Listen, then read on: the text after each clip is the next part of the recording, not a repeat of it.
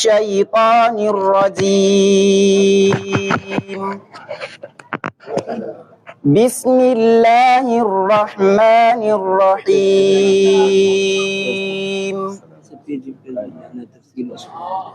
ولكم نصف ما ترك أزواجكم إن لم يكن لهن ولد،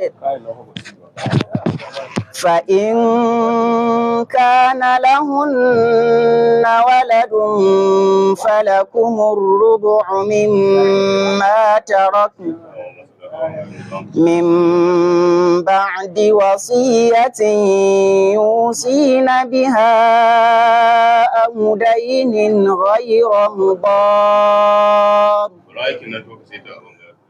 وصية من الله من بعد وصية يوصين بها أو دين، ولهن الربع مما تركتم إن لم يكن لكم ولد، فإن كان لكم ولد فلهن الثمن مما تركتم من بعد وصية توصون بها أو دين.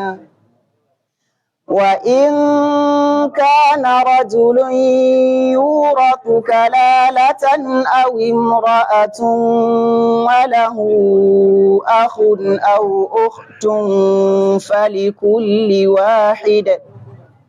فلكل واحد منهما السدس، فإن كانوا أكثر من ذلك فهم شركاء في الثلث من بعد وصية يوصى بها أو دين غير مضار، وصية من الله، والله عليم حليم. تلك حدود الله، ومن يطع الله ورسوله يدخله جنات تجري من تحتها الأنهار خالدين فيها، وذلك الفوز العظيم. ومن يعص الله ورسوله ويتعد حدوده يدخله نارا خالدا فيها وله عذاب مهين. أعوذ بالله من الشيطان الرجيم. بسم الله الرحمن الرحيم. الحمد لله رب العالمين، والصلاة والسلام على نبينا وحبيبنا وقرة أعيننا وشفينا ومولانا محمد وعلى آله وأصحابه وأزواجه الطاهرات. أما بعد، السلام عليكم ورحمة الله وبركاته. muna ƙara jaddada godiya ga Allah subhanahu wa ta'ala ya sake dawa da mu a farfajiyar wannan masallaci da yake wannan gari na Amarawa don ci gabar tafsirin Alƙur'ani mai girma kamar yadda muke gabatarwa a cikin kowane dare daga cikin darukan wannan wata mai albarka. Yau muna 4 ga watan Ramadan, hijiran manzon Allah sallallahu alaihi wa alihi wa sallam daga birnin Makka zuwa Madina shekara 1445, wanda ya daidai da 14 ko? Haka ne? 14 ga watan March miladiya ta Annabi Isa da Maryam kamar yadda suke cewa shekara 2024. Muna cikin suratul Nisa kuma za mu ɗan koma baya kaɗan mu ɗauko tafsirinmu a aya ta 15 faɗin Allah da yake cewa wallati yatina alfahishata min nisa'ikum wallati yatina alfahishata min nisaikum fastashhidu alayhinna arba'atan minkum فإن شهدوا فأمسكوهن في البيوت حتى يتوفاهن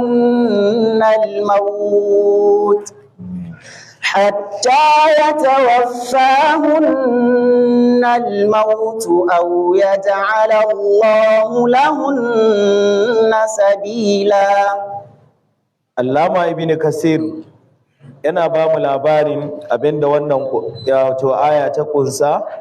Yace kanal hukmu fi ibtida'il islami, yadda hukunci yake a farkon musulunci, annal mar'ata idza thabata zinaha bil bayyinati al-adila, mace idan ta yi zina shedu na gani da ido suka tabbatar, ko bisat fi baitin, sai a samu wani daki na musamman a daure ta a cikin wannan daki, a ruhi ta, a hana ta fita. Fala tumakkanu min al-khuruj minhu ila an tamut, ba a koma ba ta damar ta fita daga wannan gidan da ake tsare ta har sai in Allah ya karbi ranta. Shine Allah yake ba mu labari yace wallati yatina al-fahishata min nisaikum, wallati waɗannan matan yatina al-fahishata da suke zaima abinda ake kira alfasha min nisaikum daga cikin matan ku musulmi, fastashidu alaihinna arba'atan minkum, a samu danginsu ko waɗanda suke himmantuwa da lamarinsu su shaidar da mutum 4 cewa wannan macen ko waɗannan matan sun zo da alfasha. Bayan shahidu, idan aka samu wato wasu daga cikin danginsu mutum 4 sun tabbatar da cewa lalle wannan macen ko waɗannan matan sun zo da alfasha, sai Allah ya ce to fa amsikuhunna fil buyuti, lalle ku yi kokarin tsare waɗannan matan a cikin wasu gidaje na musamman, bana a matsayin ku na masu fada aji, wato hukuma kenan, sai ta adina waɗannan matan ta tsare su a cikin wasu gidaje, ba za ta ba su damar koma haɗuwa da wasu wato ainihin a jinsin su ba, ballantana irin wannan alfashar ta sake aukuwa. Yaushe ne ƙarshen lamarinsu? Sai Allah ce hatta ya tawaffahun al-mautu, har sai ajalinsu ya ƙare, mutuwa ta cika musu, aw yaj'al Allahu lahunna sabila, ko kuma Allah ya sanya musu wata hanya wadda ba wannan ba. Wannan shine hukuncin alfasha a farkon musulunci. In an ka samu wata mace ko su mata sun aikata wannan alfasha ɗin, malamai suka ce in an ce alfasha asalin kalimar al'amru shadidul karahati wadhab, dukkan al'amarin da yake da tsananin kyama, mutane suna kyamar wannan abin, kuma yana da tsananin zargi a wurin mutane, to shi ake kira alfasha min fi'lin aw qawlin aw hal. Wannan abin aiki ne wa'insu sun kai, amma mutane suna kyamar wannan abin, ko kuma magana ce wadda mutane suna kyamar wannan lafazin, ko kuma wani yanayi da mutum zai shiga wanda mutane suna kyamar wannan yanayin, to shi ake kira alfasha. Amma malamai suka ce abin da ake nuhi da ita a nan ita ce zina. Matan da suke yin zina a farkon musulunci, shaidu 4 suka tabbatar da cewa sun yi zina, to za a sa su cikin ɗaki ne, ko za a samu wani gida na musamman wanda hukuma za ta tanadi wannan gidan a adana su a ciki, ba za su fita ba sai sun mutu. Allah ya ce ko kuma ya sanya musu wato ainihin a wata mafita. A nan an kira zina alfasha, malamai suka ce li ziyaratiha fil qubhi ala kathirin min alqaba'i. In muka kalli zina za mu ga duk wani aiki da za a cewa wannan aiki mai muni ne, to zina ta yi shi muni, kamar yadda mafi yawancin malamai suka tafi. Saboda dukkaninmu mun samu ne ko an samar da mu ne sanadiyar alaka tsakanin namiji da mace, wannan alaƙar sai kuma shari'a ta shirya yadda za ta kasance, sai muka fito ta wannan alaƙar kamar yadda shari'a ta kasance ta shirya muna, sai gashi muna jin daɗi. Kowa zai iya nuna maka baba ne da dangin baba ne. To idan mutum ya ƙi wannan alaƙa ɗin ko ya ruguza ta, kaga zai haifar da zai samar da zuriya ta wata alaƙa ta daban wadda al'umma suna kyamata. To saboda munin kalimar wato munin zina aka kira ta da wannan suna na alfasha. Wayansu malamai suka ce a in muka kalli ayar wato za mu ga ba zina ake nufi ba, saboda aka ce wallati yatina alfahisha, matan da suke zai kema alfasha, sai suka ce isu kenan. A samu ta mace ta biya bukata ta hanyar mace ya uwarta, abinda da larabci ake kira ashaqu, lesbian, maɗigo kenan. Wannan shine zaɓin wani malamin tafsiri da ake kira Abu Muslim, yace anan maɗigo ake nufi, shine hukuncinsa a farkon musulunci. Mujahid ma yayi wannan fassara, amma mafi yawancin malamai suka ce a'a zina ake nufi anan, kuma wannan shine wato hukuncin zina a farkon musulunci. A nan sai ubangiji ya ce arba'atan minkum, in za a shaidun waɗanda sun kai zina a farkon musulunci za a samu mutum 4 ne daga cikin maza. Arba'atan minkum haka lafazin yake nunawa, ma'ana mutum 4 daga cikin mazajen ku. Shine az-Zuhri yake cewa mabati sunnatu min rasulillahi sallallahu alaihi wasallam wal khalifatayn ba'dahu alla tuqbalu shahadatu an-nisa'i fil hudud. Sunna ta riga ta wuce ta tabbata cewa a lokacin manzon Allah sallallahu alaihi wasallam da lokacin Abubakar da Umar, in dai shaidu ne ga haddi daga cikin haddojin Ubangiji subhanahu wata'ala, to ba a karɓar shaidun mace sai dai shaidun namiji. Daga nan za mu iya fahimtar cewa da aka ce in ba a samu namiji ba, to a samu wato namiji ɗaya, in ba a samu namiji biyu ba, a samu namiji ɗaya da kuma mace biyu, kamar yadda ya tabbata wato ainihin a cikin suratul baqara. Wannan ya danganci wani abu na daban, amma ba dangane da haddi ba. aw yaj'alallahu lahunna sabila, Allah ya ce za a aje waɗancan mata a cikin wasu gidaje na musamman sai sun mutu, ko kuma Allah ya sanya musu wata hanya ta daban. Wace hanya ce? Sai malamai suka ce fassabilul ladhi ja'alahu Allahu huwa an-nasikhu lidhalik, hanyar da ubangiji ya sa musu shahi wannan hukunci. An shafe wannan hukunci kamar yadda Abdullahi dan Abbas yake cewa kana al-hukmu kadhalika hatta anzala Allahu suratul nur. Haka hukuncin yake sai da ubangiji subhanahu wataala ya saukar da suratul nur, sai Allah ya sanya ma mazinata da ake daurewa a cikin gida ba a barin su fita sai sun mutu, sai sanya musu mafita ta hanyar faɗin sa da yake cewa az-zaniyatu waz-zani fajlidu kulla wahidin minhuma mi'ata jalda. Ya an samu mazinaciya mace da mazinaci namiji, to hukuncin da za a yi musu, a yi ma kowane daga cikinsu bulala 100. To wannan aya ta cikin suratul nur sai ta shahi ayar da muke tafsiri, kuma wannan abu ne wanda malamai sun yi ittifaki a kai. Imam Muslim ya rawaito hadisi daga Ubadah ibn Samit daga Annabi sallallahu alaihi wasallam. Annabi ya ce khudhu anni ku zo ku saurara ku karba da gare ni, qad ja'ala Allahu lahunna sabila. Waɗancan matan da aka ce idan suka yi zina a kulle su cikin gida har sai su mutu, ko kuma Allah ya sa musu mafita, to Allah ya sa musu mafita. Wace mafita ce? Sai Annabi ce al-bikru bil bikri jaldu mi'atin.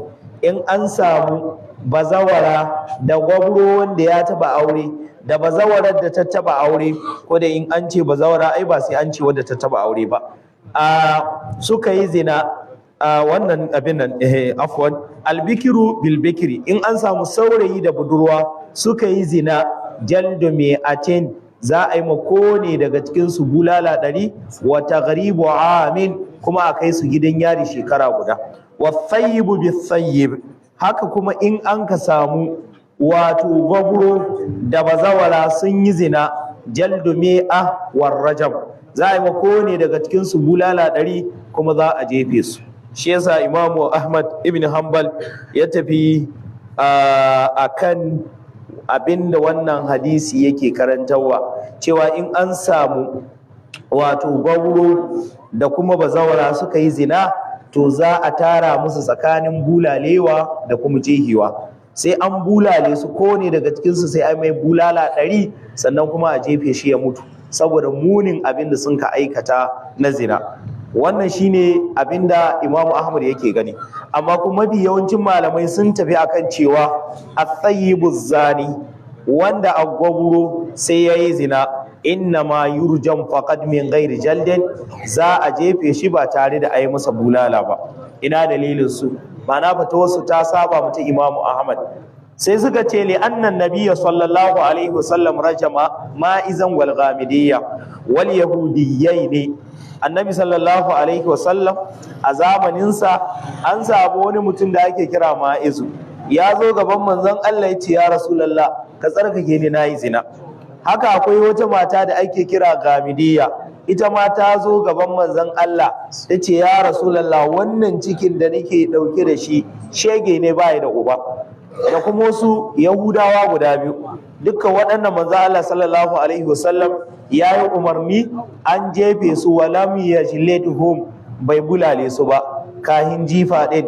Sai suka ce fadalla ala annal jalda, wannan sai ya nuna cewa bulalewa da an kace ayi ma mazinacin da ya aure kahin a jehe shi laisa bi hatimin, ba dole bane, bal huwa mansukhun ala qawlihim, suka ce amma shahi maganar wallahu a'lam. Wannan dai aya tana nuna muna wani hukunci da dadde a farkon musulunci cewa in an samu mazinaci da mazinaciya sun yi zina to za a sa su cikin ɗaki ne a kulle, in dai an samu shaidu 4 sun tabbatar da wannan, sai a samu wani gida na musamman wanda hukuma ta tanada, sai a aje su a gidan har sai sun mutu, ko kuma Allah ya sa musu mafita, daga baya sai Allah ya sanya musu mafita. Daga wannan lokacin da Allah ya saukar da ayat da take cikin suratul nur, dukkan wato saurayin da ya yi zina da budurwa da ta yi zina za a yi musu bulala 100 a gaban jama'a. Wannan shine tubansu. In kun ba yi musu ba, suna nan wato abin zargi a wurin Allah madaukakin sarki, sai ba in Allah ya tawa musu asiri ba a gansu ba suka roki Allah ya yahi musu, Allah ya yahi muna baki daya. Amma wanda ya taba aure da wadda ta taba aure sai suka yi zina, su kan matattu ne har auren Allah madaukakin sarki. Balma Imam Ahmad yana ganin sai an wulakanta su sannan a kashe su, sai an musu buloli 100 a gaban jama'a sannan kuma a kashe su, saboda su sunan su bata iri. Wannan fa shine hukuncin zina. Duk da yanzu an ɗauki zinar wani abin wayewa da ci gaba, hasali ma har in ba kai to sunan ka ba gidaje, wanda baka waye ba, baka san jin daɗin rayuwarka ba, wanda in ka tsaya ka yi lisahi tun daga farko har zuwa ƙarshe zaka ga babu abin da a cikin zina sai aibi. Dan abin da yake cikin ta na jin daɗi wallahi shirme ne. In kana so ba sai ai ma dogon karatu ba, je ka tambayi tsohin mazinata wanda sun dare suna yi, ka tambaye su yanzu dan Allah ya suke ji. Allah za su haɗa ma suna cikin halin bala'i da takaici da na sani, a lokacin da kuma da na san watakila ba za ta yi musu amfani ba. Allah ya kare mu na mutuncinmu, Allah ya kare zuriyarmu, Allah ya kare al'umma annabi Muhammad sallallahu alaihi wa alihi wa sallam. Allah ya tsare mu daga yaduwar wannan alfasha ta zina. Na'am, sai Allah ya ce walladani ya'tiyaniha minkum fa'aduhuma. Na'am. Fa in taba wa aslaha fa'ridu anhuma. Inna Allaha kana tawwabar rahima. Allah ya ce walladani, haka waɗannan maza biyu ya tiyaniha da suke zai ke mata alfasha kenan, minkum daga cikinku fa'azuhuma, to ku cutar da su. Ai ya tiyanil fahisha, masu tafsiri suka ce wanda za su zo mu wannan alfashat waye huna azina, zina dai ake labari kamar yadda jamhur suka ce, amma an samu wasu malamai suka ce a'a, tunda aka ce allazani musanna ne na allazi, ismul mausul mutum guda sai a ce allazi namiji, maza biyu sai a ce allazani, inda mace guda ne sai a ce allati, mata biyu allatani, maza da yawa allazina, ko mata da yawa allahi ko allati. To anan tunda aka ce allazani musanna ne na allazi, ana nuhin maza biyu ne sai suka zo suka yi alfasha tsakaninsu, kenan sai suka ce liwaɗi ne ake nuhi. haka dukkan wanda an samu yayi luwadi bisa wannan fassara tasu to za a cutar da shi ne. A Jalalain a cikin tafsirin sai ce duka biyun ake nufi, zina suka yi ko abin nan ko luwadi suka yi, abin da hukuncin su fa'azuhuma, Allah ya ce a ci gaba da cutar da su. Ibn Abbas yake cewa ai bi shatmi, ai ta ainihin shammata su, wata ayiri a aibata su, wa darbi bin ni'ali a samu takaluma ana bugun su, wa kana al-hukm kadhalika, haka hukuncin yake hatta nasakhu Allah bil jaldi aw rajmi, shi ma din kamar dan uwan shi, har sai lokacin da ubangiji madaukakin sarki ya shafi wannan hukunci ta hanyar bulalewa da kuma jefewa. Allah ya ce fa in taba, in an samu waɗannan mazinata sun tuba karɓaɓɓe kamar yadda za a yi bayani ne daga wannan mummunan aiki wanda yake ɓata al'umma, wa aslaha su kuma suka gyara, ma'ana suka gyara ayyukansu, suka kyautata ayyukan, sai Allah ya ce fa'aridu anhuma, ku mahukunta ku kau da kai daga barinsu, ma'ana ku kyale su, ka ku aibata su da yi musu mummunan magana. Don me malamai suka ce at-ta'ibu min adh-dhanbi kamar la dhanbala, dukkan mutumin da ya laihi ya tuba a wurin Allah kamar wanda bai da laihi ne, amma a wurin muhat mutumin da ya tuba za a gama wato a koyaushe muna aibata shi, wannan ba daidai bane a shari'a. Kan at-ta'ibu min adh-dhanb, duk wanda ya ba daidai ba ya kuma bi hanyoyin da ake tuba ya tuba, to kamar yin wanda bai da zunubi. Inna Allah kana tawwabar rahima, lalle Allah ya kasance mai karɓar tuba ne mai rahama. Amma mu a zamantakewar mu wanda jahilci yake jagoranta, in za a samu wani mazinaci ya tuba ko wata mazinaciya ta tuba, to har yanzu dai zaka ga muna aibata ta, wannan ba daidai bane. Inda za a samu wata mazinaciya ko da ake kira karuwa ta tuban mu Allah, sai aka samu wani dan agaji ya auro ta, zaka ji magana da yayi magana sai ga an ce tsohuwar karuwa ce. Allah ya sauwake. To ba kai ne kake karɓar tuba ba, in dai ta tuba kuma tuban da ya cika sharuɗan da malamai suka gindaya kahin mutum ya tuba, to Allah ya gafarta mata kuma kamar ba ta zunubi. Al'adar mu ta mutuntaka daban, abinda shari'a take zuwa da shi daban. Inna Allah kana tawwabar rahima, lalle Allah ya kasance mai yawan karɓar tuba kuma mai jin kai ga mutumin da ya ba daidai ba ya koma ma Allah. Waɗannan sunaye guda biyu na Ubangiji subhanahu wata'ala suna jan hankalinmu zuwa ga tuba, suna jan hankalinmu zuwa ga sa rai da su wato na rahama Allah. Shi sunan Allah madaukakin sarki ko sunayen Allah madaukakin sarki akwai waɗanda in an ambace su saranka kawai. Yanzu an ce tawwaban, Allah mai yawan karɓar tuba ne, siga ce ta mubalaga, tawwab, fa'al, kai ko mai yawan zunubi ne. Kaga kai mai yawan zunubi ka haɗu da mai yawan karɓar tuba, me ya kamata ka tuban ma Allah kuma ka sa ran Ubangiji madaukakin sarki ya karbi tubanka. Sai aka ce rahima, kuma mai yawan jinƙai ne a matsayinka na bawa wanda kake rayuwa ƙarƙashin kulawa Allah madaukakin sarki, ka san yana iya jarrabtar ka da azabarsa, talauci, tsoro, tashin hankali. Sai aka ce ai ubangijin nan da kake jin tsoron ya jarabe ka da azabarsa, talauci ne ko tsoro ne ko tashin hankali ko tsadar rayuwa, ai rahiman ne, mai yawan rahama, mai yawan jinkai, mai yawan tallafawa da taimakawa. Don haka sai ka sa ranka duk lokacin da aka kira sunayen Allah irin waɗannan, ka yi ƙoƙari ka sa rai. Yana daga cikin yadda da sunayen Allah maɗaukakin sarki. Don haka ana cewa tawwaban, sai yanzu haka ya karbi tuban da ni.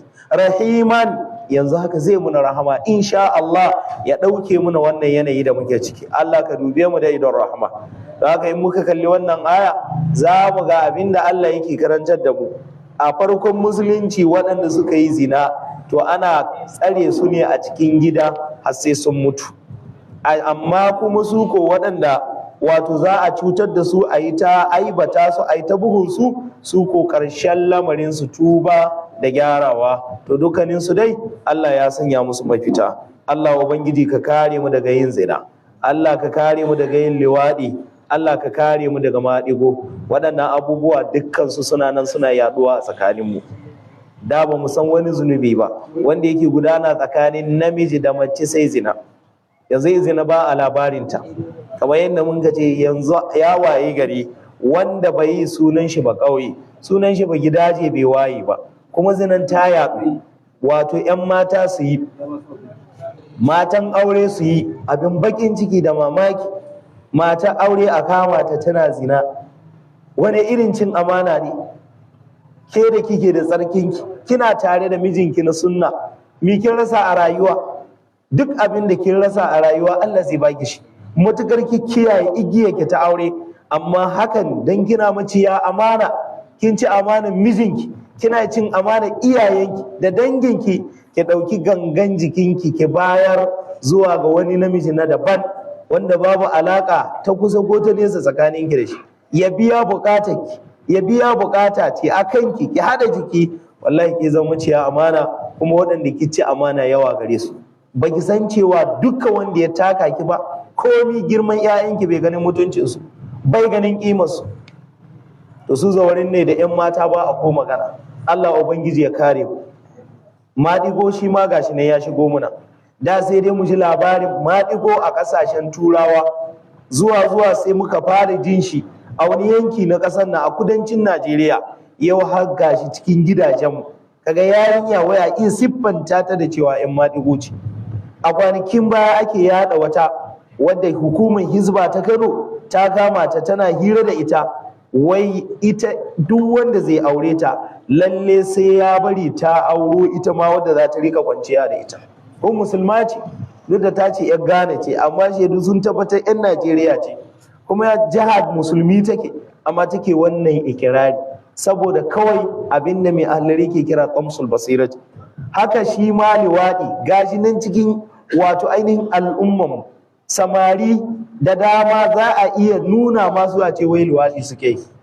Akwai yaron da aka kama yana liwaɗi, aka yi a kwatanta mai a wannan yanki namu, ya ce wallahi shi ba zai iya bari ba.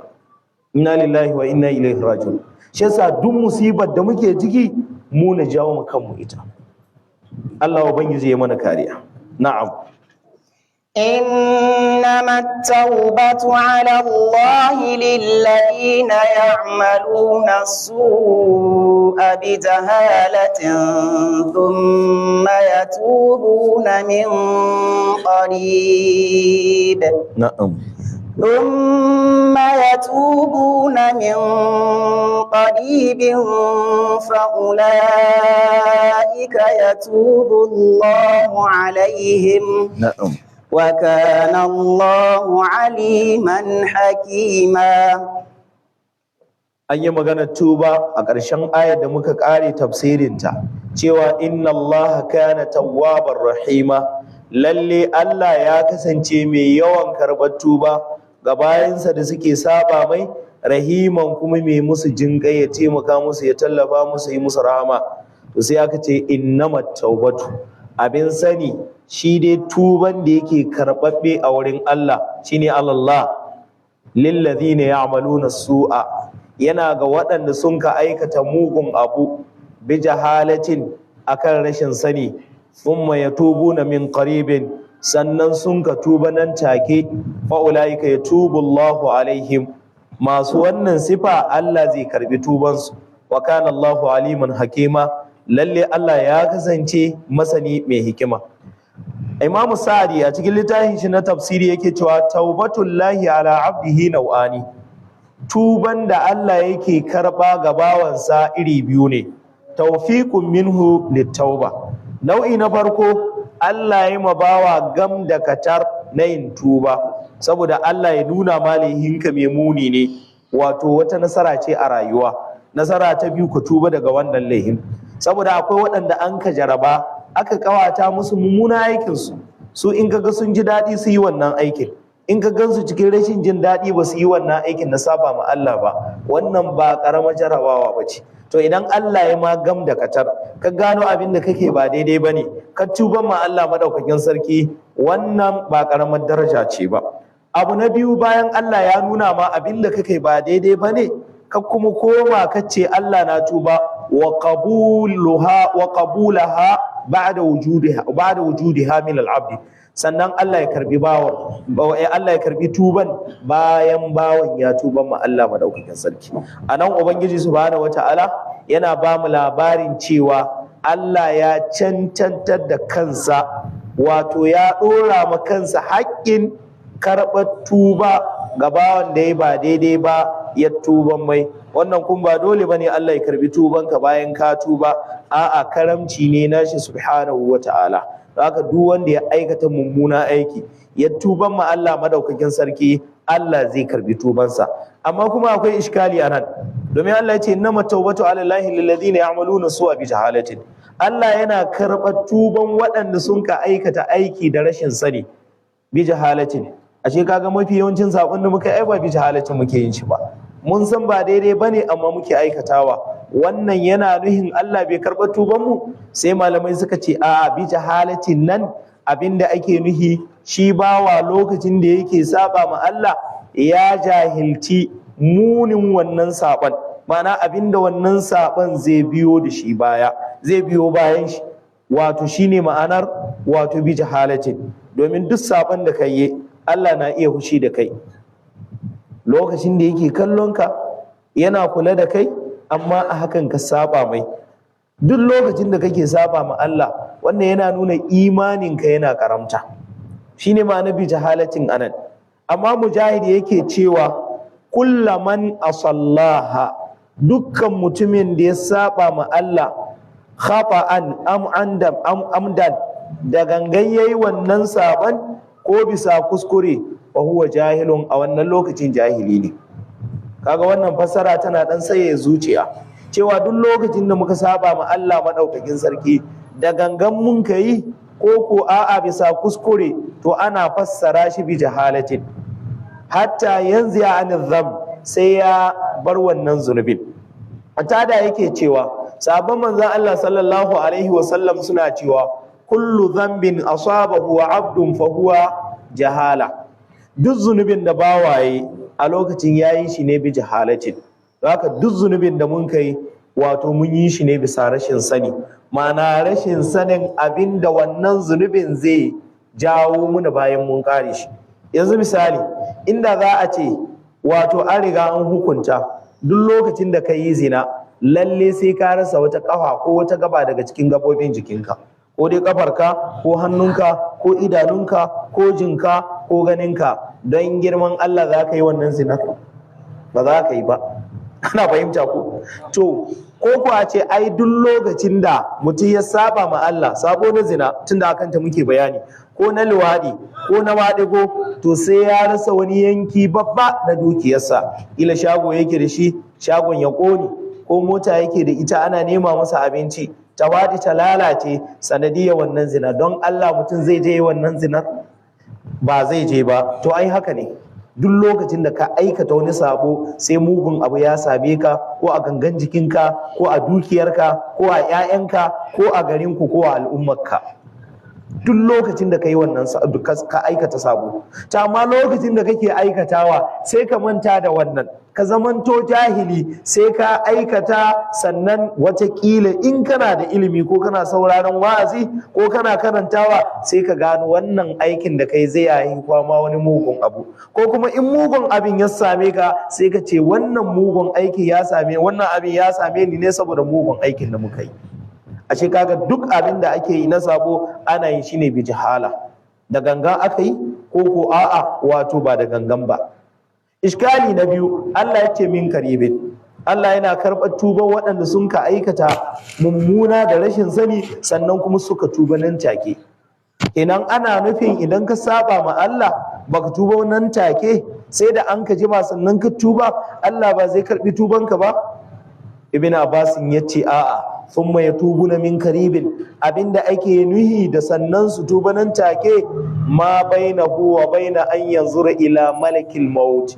Wannan min karibin nan take ana nuhin daga lokacin da ka saba ma Allah kana da damar tuba har zuwa lokacin da mala'ika mutuwa ya kama ziyara. Ashe kaga wannan min karibin tana da fadi sosai. Ba haka yake cewa ma kana dunal maut fa huwa karibun. Duk mutumin da ya saba ma Allah matukar dai mutuwar shi bata zo mai ba, to in ya tuban ma Allah, Allah zai karbi tubansa ko da bayan shekara 100 ne. Qatada da Suddi suke cewa ma da mafi sihhatihi, in dai ka saba ma Allah kana nan cikin koshin lahiyarka, to in ka tuban ma Allah, Allah zai karbi tubanka. Ba wai sai da kaga uwar bari ba sannan ka ce ka tuba irin tuban Fir'aun. Abdullahi dan Umar yake cewa sami'tu Rasulullahi sallallahu alaihi wasallam yaqulu, naji annabi yana cewa ma min abdin mu'minin, ba a taba samun bawa musulmi mumini ya tubu qabla al-maut, da zai laihi ya saba ma Allah ya tuba kahin ya mutu bi shaharin da wata daya, illa qabila Allahu minhu adna min dhalik, face Allah ya karba masa abinda ma yake kusa da wannan. Wa qabla mautihi bi yawmin, kai dukkan mutumin da ya saba ma Allah a jiya kuma zai mutu yau sai ya tuba, Allah zai karbi tuban shi. Wa sa'atin, kai koda da awa daya mutum ne ya saba ma Allah yanzu kuma mutuwar shi tana nan bayan awa daya sai ya tuba, Allah zai karbi tuban shi. Ya'lamu Allahu minhu tauba wal ikhlas, in dai Allah ya gano wannan mutum da gaskiyar tuba, wannan ya tuba dan Allah ne, to illa qabila minhu, face sai Allah madaukakin sarki ya karbi tubansa. Aka Abdullahi dan Umar yana ƙara fassara mu wannan min karibin, yace in taba qabla mautihi bi amin tiba alai, dukkan mutumin da ya saba ma Allah sai ya tuba da shekara ɗaya kahin ya mutu, Allah zai karbi tuba ne. Wa man taba qabla mautihi bi shahrin tiba alai, dukkan mutumin da ya saba ma Allah sai ya tuba kahin ya mutu da wata ɗaya, za a karbi tuban shi. Wa man taba qabla mautihi bi jumu'atin tiba alai, dukkan mutumin da ya saba ma Allah sai ya tuba kahin ya mutu da sati ɗai, Allah zai karbi tuban shi. Wa man taba qabla mautihi bi yawmin tiba alai, dukkan mutumin da ya saba ma Allah sai ya tuba kahin mutuwar shi da yini ɗaya, Allah zai karbi tuban shi. Wa man taba qabla mautihi bi sa'atin tiba alai, dukkan mutumin da ya saba ma Allah sai ya tuba kahin mutuwa ta da awa ɗaya, Allah zai karbi tuban shi. Innama qala Allah, malai ce in kare ma magana, shi fa Allah cewa innamat tawbatu ala Allah lil ladina ya'maluna su'a bi jahalatin, Allah yana karɓar tuban mutanen da suka yi mugun abu bisa rashin sani, ma'ana rashin sanin ƙarshen abinda wannan zunubin zai zo da shi. Thumma yatubuna min qaribin, sannan suka tuba nan take, ma'ana kahin su mutu. Faƙala yace inna ma uhaddithu kama sami'tu min rasulillahi sallallahu alaihi wasallam, yace masa sahabin da yake karanta ma wannan nasin ko kuma almajirin shi, yace ina baka labarin abinda ni jima ne daga manzon Allah sallallahu alaihi wasallam. Ibn Kasirin da yazo fassara wannan aya cewa ma'anahu inna ma, abin sani kawai, Allah ya qabalu Allahu tawbata mimman amila su'a, Allah yana karɓar tuba daga wanda ya aikata mummuna aiki bi jahalatin da rashin sanin ƙarshen wannan aikin abinda zai zo mai da shi, thumma yatubu qabla al-gargara, sannan ya mutu kahin mala'ikan mutuwa ya fara izgar rayuwarsa. Haka ya ƴan uwa, wannan aya ba tana aiki kan Qurayshawa ba, kahiran Makka kamar yadda an ka saba a ƙasar nan. Duk lokacin da aka jawo wata aya sai a ce ana ba da labari ne ga Qurayshawa ko kahiran Makka. A'a, ni ne da kai da ke, mu ne Allah yake ma magana.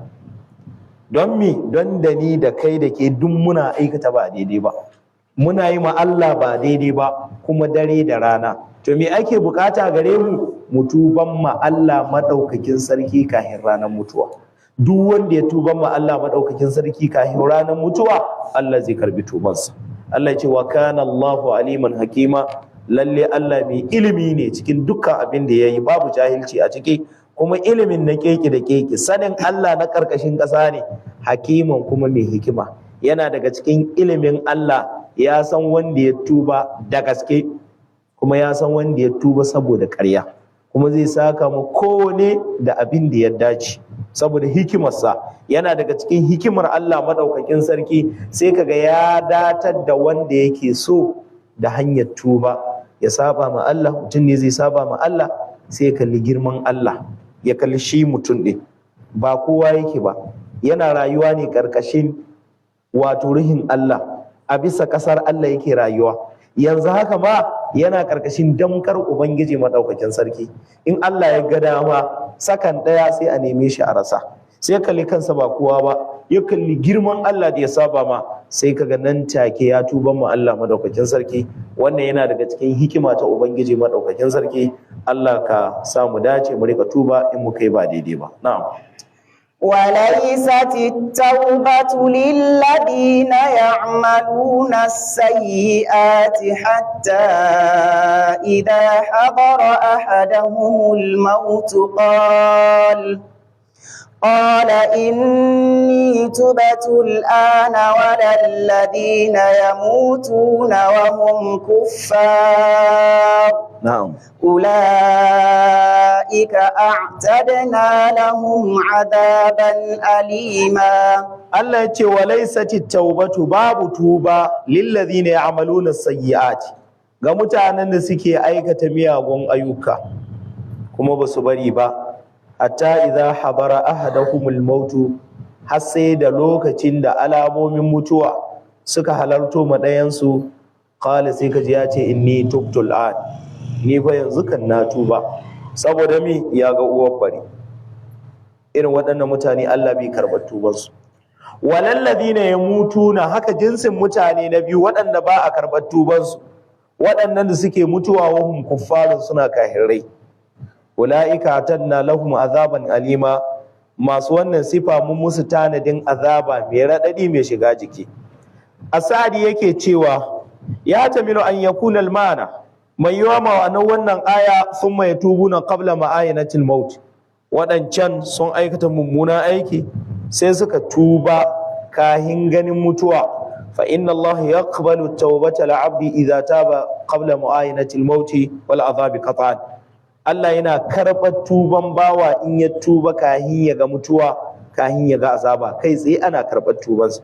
Wa amma ba'da huduril maut, amma tubansu bai kasance ba sai da sun kaga alamomin mutuwa. Wal tafati saqu bisaq wa zanna annahu al-firaq, ya tabbatar da zai bar duniya, to sai ce ya tuba. Sai aka ce ina fala yuqbalu min al-asina tawbatan, irin wannan tuba fala yuqbalu min al-asina tawbatun, irin wannan tuba ba a karɓarta daga waɗanda suka saba ma Allah. Ka ci gaba da shantalewarka, ka yi ta abin da ka ga dama, ba ruwanka da abin da Allah ya ce, ba ruwanka da abin da Annabi sallallahu alaihi wasallam ya ce, ba addini ne gabanka ba abin da a gabanka sai sha'awar rayuwarka. Duk abin da rayuwarka take sha'awa sai ka aikata shi. Baka tashi tuba ba sai lokacin da alamomin mutuwa suka halarto ma. Ai mun san lokacin da alamomin mutuwa suka halarto wa mutum. Dan so da dama za mu yi ittifaki wane bai kuma ya ƙi. Ce kai wane ina. Allah ne ya gafarta. Wasu za su zo cikin majiyata su gaida kai su yi to su ce to wane dai sai mun dawo. Ɗaya bayan sai mun haɗu ko sai mun zo. Akwai wanda ke cewa ni kan ban tsammanin zan isa gida ban ji an cewa ne ya rasu ba. To a irin wannan lokaci sai mutum ya ce a ai ni na tuba yanzu, na tuba daga saba ma Allah. Ina Allah bai karba irin wannan tuba. Wala min al-kuffari ruju'in, aka su ma kahirai sai lokacin da sun kaga mutuwa sai suka ce to yanzu musulunci zamu yi. Irin waɗannan Allah bai karba tuban su. Ai Fir'aun ya irin wannan dubara, hatta idza adrakahu al-gharq qala amantu annahu la ilaha illa alladhi amanat bihi banu isra'ila. Sai da ya more rayuwa, ya ci zarafin annabi Musa alaihi salam da musulmin da suke tare da annabi Musa. Da ya ga babu yadda za a yi, lalle mutuwar shi ta zo, sai ce na yi imani da wannan ubangijin nan da banu Isra'ila suka yi imani da shi. Allah ce mai ina, wai ya so ya kwari annabi Musa alaihi salam, ya ci zarafin annabi Musa, ya more rayuwarsa, ya yi abin da yake ga dama, sannan kuma su je aljanna ya ma annabi Musa gwalo. Allah ya ce ina, ba a karɓar tuban ka irin wannan lokaci. Allah madan sarki yana cewa cikin wata aya mai kama da wannan, falan mara au basana, yayin da sun kaga azaban mu ta zo musu, qalu amanna billahi, suka ce to yanzu ka mun yarda da Allah wahdahu, kuma shi kadai, wa kafarna bima kunna bihi mushrikeen, duk abin da muke na shirka mun bari. Sai Allah ya ce falam yakun yanfahum imanuhum, irin wannan imani nasu bai amfane su. Lamara au basana, yayin da suka ga azaban mu, ai sunnatullahi allati qad khalat fi ibadihi, hanyar Allah ce wadda ta shuɗe a cikin bayansa. Anan kuma sai ce walaysati tawbatu lil ladina ya'maluna sayyi'at, masu aikata sako ba a karɓar tubansu, waɗanda ba su tuba sai lokacin da sun kaga wato ainihin komawa zuwa ga Allah madaukakin sarki, wato lokacin da mutuwa ta halarto ma ɗayansu, ko kuma wato lokacin da suna kahirai mutuwar ta zo sannan su tuba. Allah ya ce ina ulaika atadna lakum azaban alima, waɗannan mun tanadan musu azaba mai raɗaɗi. Allah ubangiji ya kare mu. Na'am. يا أيها الذين آمنوا لا يحل لكم أن ترثوا النساء كرها ولا تعدلوهن لتذهبوا ببعض ما آتيتموهن إلا أن يأتين بفاحشة مبينة وعاشروهن بالمعروف فإن كرهتموهن فعسى أن تكرهوا شيئا ويجعل الله فيه خيرا كثيرا. Allah madaukakin sarki yake cewa ya ayyuhallazina amanu, ya ku waɗanda suka yi imani, la yahillu lakum, baya halatta gare ku an tarithun nisaa, ku rika gadon mata karhan bisa tilas. Wannan wata baka al'ada ce da take faruwa a lokacin jahiliya, kamar yadda Ibn Kasir yake cewa kanu idza mata rajulun, idan mutum ya mutu, kana auliya'uhu ahaqqu bi imra'atihi, waɗanda ke jibinta wannan mutum kamar masu gado ne, su suka fi cancanta da matarsa. Ba'dhum insha ba'dhum tazawwajaha, yadda suke yi, wanda ya ga dama ya auri matar, wa insha'u zawajuha, in sun ga dama kuma ba su za su aura ba sai su aurar da ita, wa insha'u in ma suka ga wata damar lam yuzawwijuha, ba za su aurar da ita ba, kuma ba za su aure ta ba. Wa mu haqqu biha min ahliha, bai ta isa ta koma gidansu ba, su adda ita din. Za ga mutum baba ne ya mutu ya bar mata, ba ita ta haihe shi ba, sai ya gade ta. Ita ma wancan in tana da ɗa, sai wato ta gare uwar wannan wanda ya gare uwa ta. Haka abin suke a lokacin jahiliya. Kaga wannan kazanta ce. Sai Allah ya ce ya ayyuhal ladina amanu la yahillu lakum an tarithu nisaa karha, masu imani kada ku yi haka, ku gadi mata bisa tilas, kar ku yi wannan. In dai ma ya halatta ka aure ta, to abi babin aure, abi ka'idodin da shari'a ta zo da su sai a aure. In tana daga cikin kalan matan da ya halatta ka aure ta, kamar yadda al'aya za ta ambata muna a nan gaba. Sai Allah ya ce wala ta'buluhunna, sannan kada ku hana matan nan litazhabu, domin ku tafi, ma'ana kada ku hana su aure, litazhabu domin ku tafi bi ba'dhi ma ataytumuhunna, da sashen abin da kun ka ba su. Wannan yana nuhin kar ku cutar da su cikin zamantakewa, bayan kun aure su kun ba su sadaki mai yawa, amma sai ka matsa mata domin ta ce kai nawa ka bani na sadaki in mai ma da sadakin ka. In ka yi hakan ka ci amana, kuma Allah yana ganin ka. Ana fahimta ko wani haƙƙi daga cikin haƙƙoƙinta ko abin da ya kama da wannan.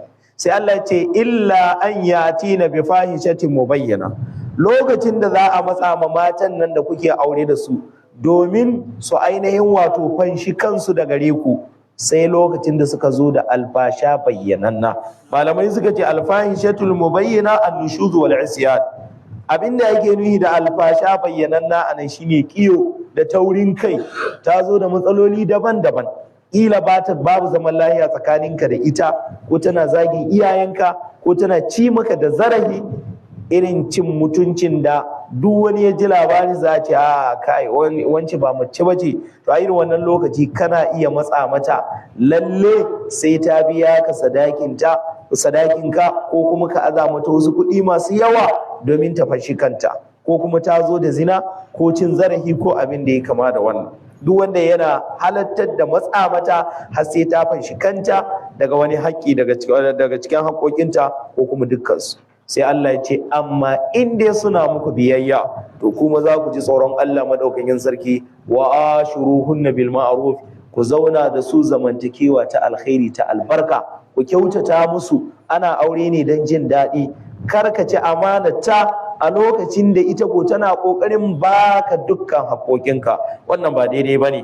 Don haka wato malamai suka ce in an ce al-ma'rufu kullu ma urifa fi shar'i hasnuhu, duka abin da shari'a ta ce wannan mai kyau ne to ka sa wannan abin cikin zamantakewarka da matarka. wal munkar kullu ma urifa fi shar'i qubhuhu, in ko an ce wannan abun ba ma'rufi bane, munkari ne, abin kyama ne, dukkan abin da shari'a bata yarda da shi ba ta ce mai muni ne to sai a jaye shi a babin zamantakewa na aure. Don haka malamai suka ce in an ce ka zauna da matarka da ma'arufi da alkhairi da kyautatawa, ana nuhin an ya tasanna az-zawju li zawjatihi kama ta tasanna ala, duka abin da kake son matarka ta yi ma na jin daɗi da birgewa, kai ma ka yi mata din. Wa an yutayyiba aqwalahu, in za ka yi mata magana ka daɗaɗa mata maganganu. Wa Allah ya kuna fazzan galizan, kar ka zama mai yawan faɗa da tashin hankali. Wala yu'abbisa fi wajhiha bi ghairi dhanbin, kuma in ba laihi ta yi ba lalle ka rika shimfiɗa mata fuska. Akwai matar da tsawon zaman aurenta bata san menene daɗin zamantakewa ba tsakaninta da mijinta. Wata mace take ba mu labari, take cewa wallahi malam in san daɗin zaman aure tun lokacin da ina amarya. Ce daga wannan lokacin ni daina ganin dariyar mijina. Kullun zai zo da mutukaka fuska, haka muke ta zama da shi ina hankuri.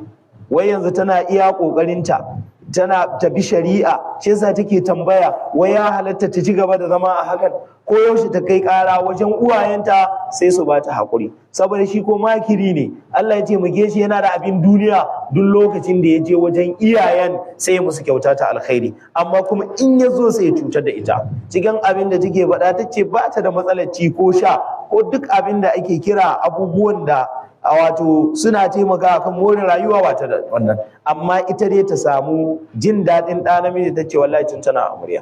Kuma bincike ya nuna mafi yawancin matan da ake kamawa da laihi na zina, matan aure da ake kamawa da laihi na zina, wato ya nuna mata ne waɗanda ba su samun zamantakewa ta gari tsakaninsu da mazansu, saboda ita asali mace an yi ta daga ɗa namiji. Kamar yadda muka sani, annabi Adam alaihi salam daga haƙarƙarin shi aka ɗiba aka yi masa matarsa Hawwa. Don haka bayan da za a yi mace ta rika zama da kanta ba tare da ta samu ɗa namiji ba, shine kammala jin daɗinta. To in ta rasa wannan jin daɗin ga namijinta na sunna, in ba ta tsoron Allah ba ta da imani, ina za ta ba waje ba?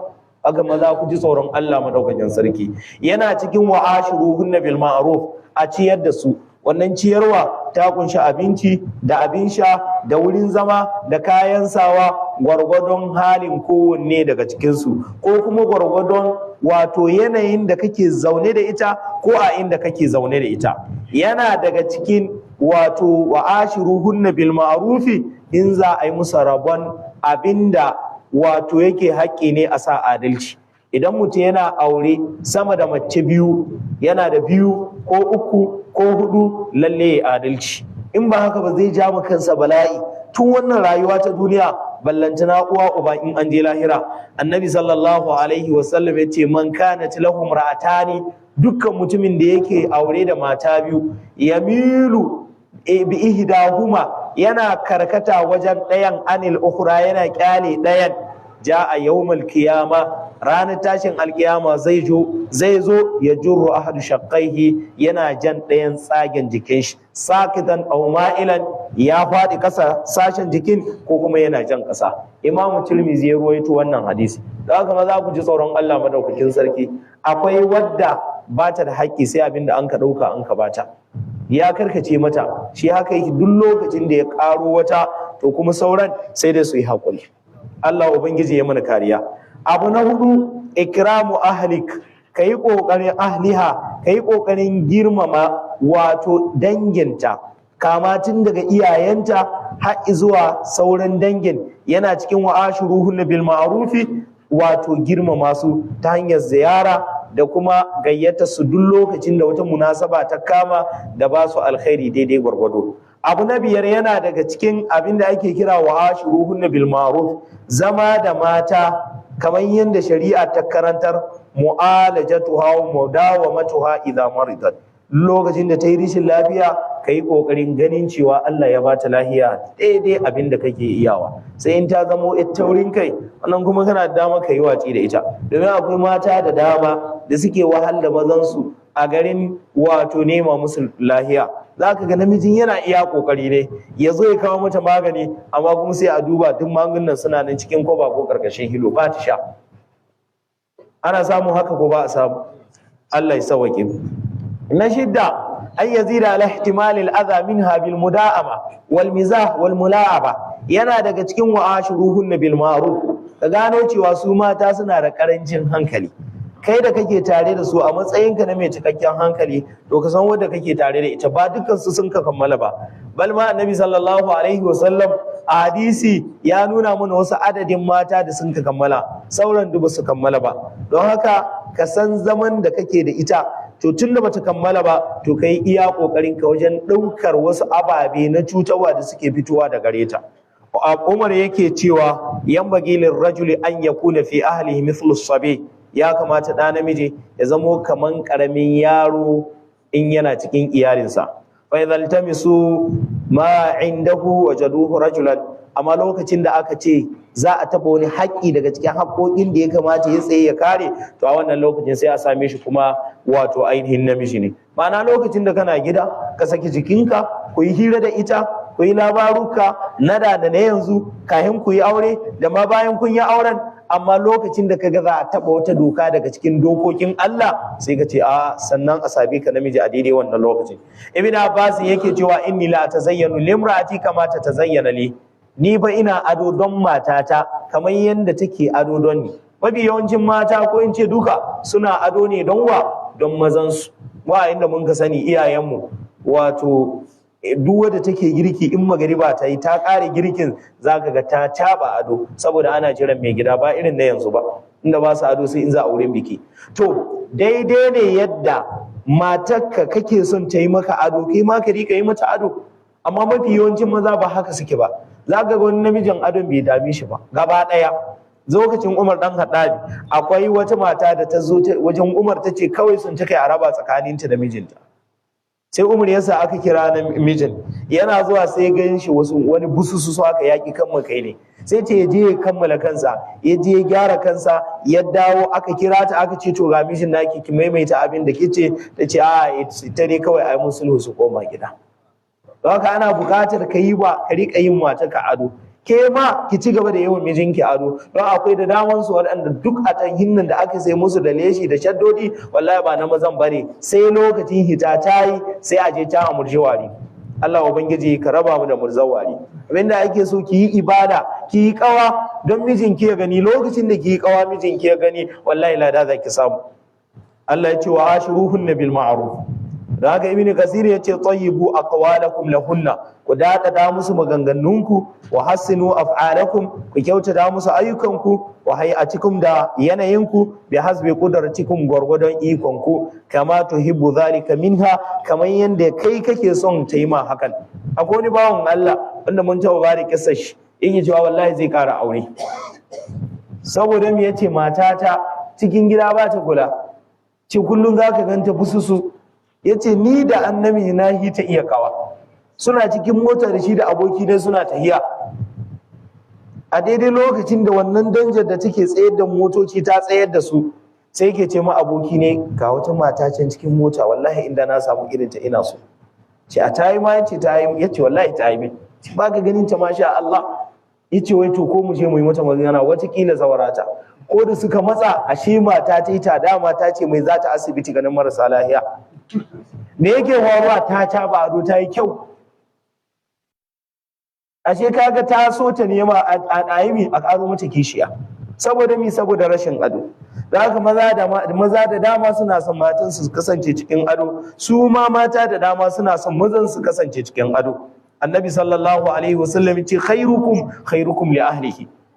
wanda ya fi alkhairi daga cikin ku wanda ya fi kyautata mu iyalinsa yace wa ana khairukum li ahli, ni ko na fi ku kyautata ma iyalina. Annabi sallallahu alaihi wasallam yana daga cikin ɗabi'o'insa jamilul ishra, ya yi zamantakewa da mutane, da'imul bishri, kullun zaka ji maganganunsa albishir ne masu daɗi, yudaibu ahlahu, yana wasa da iyalinsa, wa yatalattafu bihim, yana daɗaɗa musu, yana kyautata musu, yana tausaya musu magana, wa yusihum nafaqa, duk lokacin da kuma hali ya budu zaka ga an kyautata musu wajen ciyarwa, an sayo musu ababe masu daɗi, wa yudahiku nisa'uhum, manzo Allah yakan tara matansa ya ba su dariya, hatta innahu kana yusabiqu Aisha, an sa karantawa tsere yake da Aisha, ya watawaddadu ilaiha bidhalik, yana nuna mata soyayya da wannan. Kala take cewa sabakani rasulullahi sallallahu alaihi wasallam, mun taba tsere sai manzon Allah ya tsere min, fasabaktuhu sai ya wato fasabaktuhu wa zalika qabla an ahmila lahama, sai ni tsere mai wannan kayan in yi jiki kenan. Thumma sabaktuhu ba'da ma hamaltu lahama, daga baya kuma da ni kiba sai ni musabaka da shi, fasabaqani sai gashi ya tsere mu. Faƙali sai ce hadhihi bitilka, to an yi wanwan kenan, abinda ya zamo karin magana tsakanin masu magana ta larabci. Wa yajma'u nisa'ahu kullu laylatin, cikin al'adar manzon Allah kullun sai ya tara mata ne fi baitil lati yabitu inda, a ɗakin wanda yake kwanciya a wurin ta, fa ya'kulu ma'ahunnal isha, su ci abincin mareci tare, fi ba'dil ahyani, a wani lokaci, thumma tansarifu kullu wahidatin ila manzilha, ko ce sai ta koma ɗakin ta. In wannan yana yi sai ka shirya gidanka a haka bisa wannan tsarin kayi sunna, in Allah bai jarabe ka da wata yar bala'i ba. Dan in Allah ya jarabe ka da yar bala'i wallahi baka isa ba, ita ɗakin kowa ba ta zuwa kuma ba a zuwa ɗakin ta. Abinda mun ka bada daidai Allah ya ba mu lada, kuskure Allah ya gafarta mu. Subhanakallahumma rabbana wa bihamdik, ashhadu an la ilaha illa anta astaghfiruka wa atubu ilaik. Wassalamu alaikum wa rahmatullah.